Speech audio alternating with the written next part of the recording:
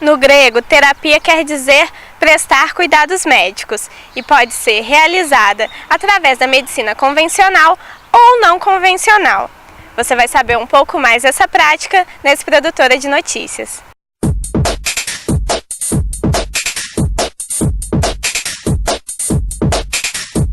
Quando se fala em terapia, uma das primeiras coisas que vem à mente são aquelas típicas sessões em que um paciente se abre com um psicanalista. O assunto costuma atrair muitos interessados, tanto que já inspirou algumas produções audiovisuais.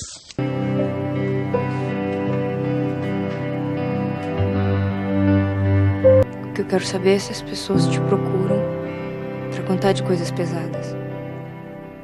Mas a psicanálise pode ser muito mais complexa do que se imagina. Terapia é o tratamento, e a psicanálise tem um tratamento. O tratamento que ela dá às coisas, ao pensamento. Sobretudo a psicanálise é um modo de pensar, desde o Freud, um modo de pensar que abrange qualquer coisa, né? Ele é abrangente.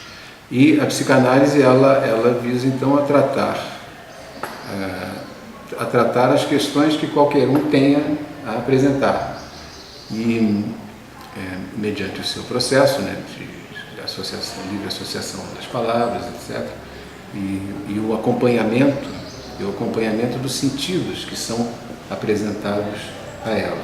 O objetivo de uma psicanálise é transformar qualquer um em psicanalista, no sentido de que ele vai usar esse modo de pensar para abordar e tratar das coisas. Potiguara teve contato com a psicanálise a partir de leituras freudianas ainda na graduação. Desde então, vem aliando suas pesquisas na área de comunicação com a psicanálise.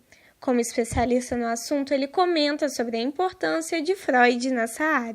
Vamos dizer assim, né? Ele é o mais conhecido, mas talvez o menos praticado, eu diria, porque ele é de uma radicalidade tal que o que nós vemos hoje como psicanálise muito por aí são, digamos, coisas vendidas às direções culturais, ao que a cultura acha como dita como bom, como permitido, né? ou de bom tom, etc. Nós vemos muito isso. E quando a psicanálise, no Freud já, e o Freud, basta ler o Freud para você perceber isso, ele vai mesmo pegando assim aquilo que a cultura, ou a civilização, ou o que quer que seja, os bons costumes deixam no lixo, é lá que ele vai.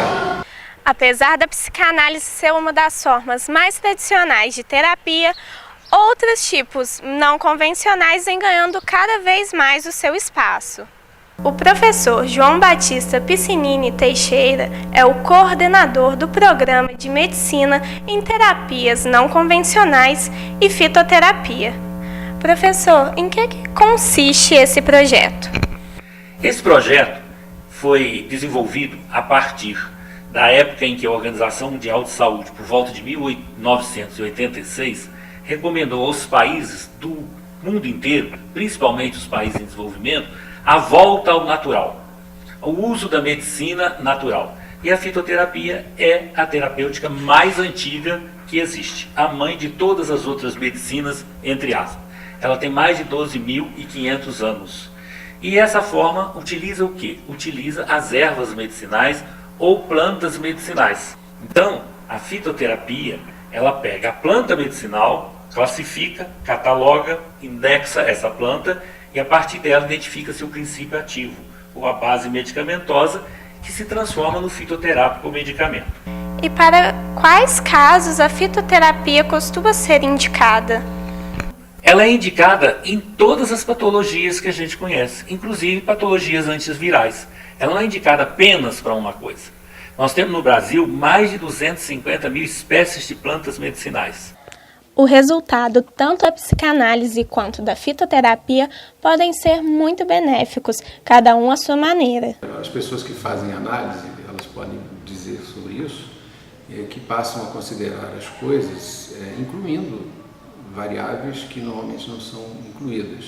E isso dá a elas, digamos, uma visão mais ampla do que está em jogo.